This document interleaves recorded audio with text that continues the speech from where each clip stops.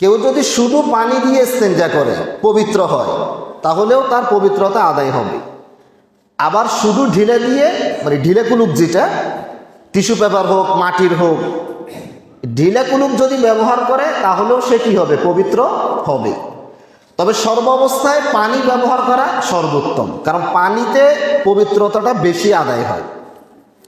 রাসূলুল্লাহ সাল্লাল্লাহু আলাইহি ওয়াসাল্লাম সাধারণত পানি ব্যবহার করতেন, কখনো কখনো শুধু ঢিলাও ব্যবহার করেছেন।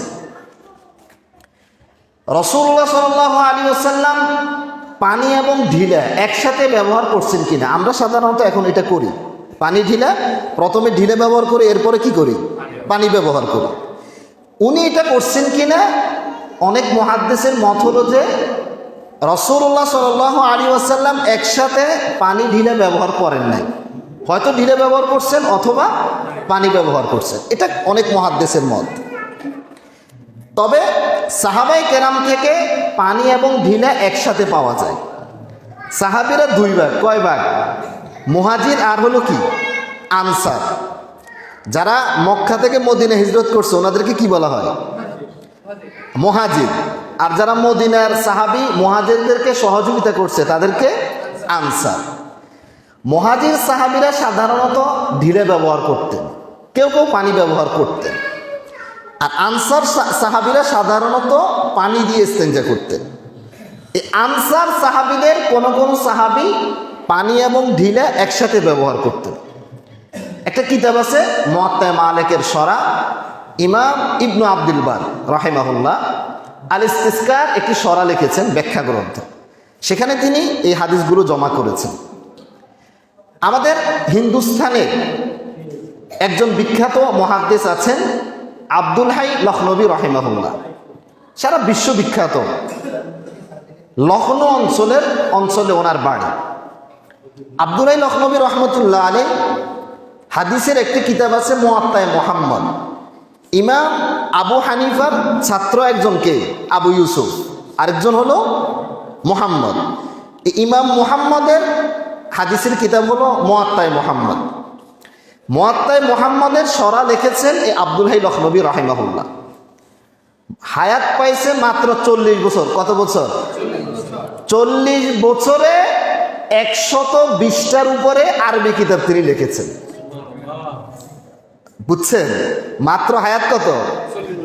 আরবিতে কিতাব লিখেছেন 120টার উপরে, আর উর্দু ফার্সি এগুলো তো অভাব নেই। মাত্র হায়াত 40 বছর। 1264-তে ওনার জন্ম, 1304-এ ওনার ওফাত, মৃত্যু। জগৎ বিখ্যাত একজন ইমাম। তিনি মুয়াত্তা মুহাম্মদের একটি শরা লিখেছেন আর তালিকুল মুমাজ্জাদ আলা মুয়াত্তা মুহাম্মদ।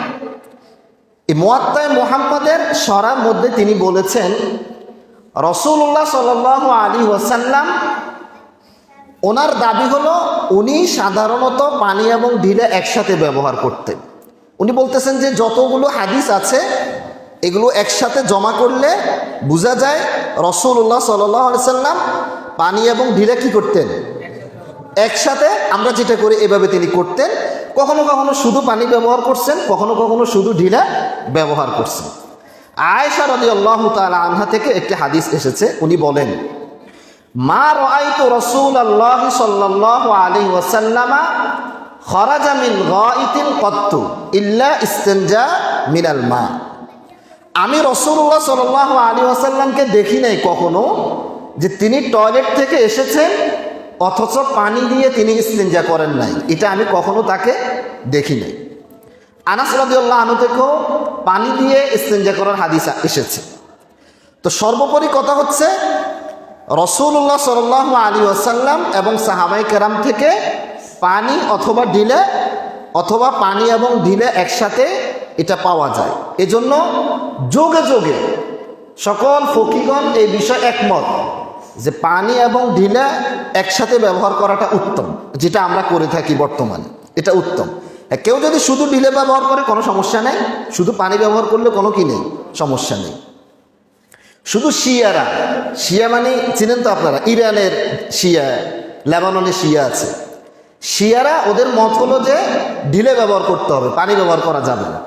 ওরা ঢিলে ব্যবহার করে, কখনো কি করে না, পানি ব্যবহার করে না। আর যোগে যোগে আহলুস সুন্নাহ ওয়াল জামার সকল ইমাম পানি এবং ঢিলা একসাথে ব্যবহার করাকে কি বলেছেন? উত্তম বলেছেন। সেই জন্য আমরা সবাই চেষ্টা করব ইস্তেঞ্জা মানে বাথরুমে যাওয়ার পরে পানি এবং ঢিলা একসাথে ব্যবহার করার জন্য, এতে পবিত্রতাটা বেশি আদায় হবে।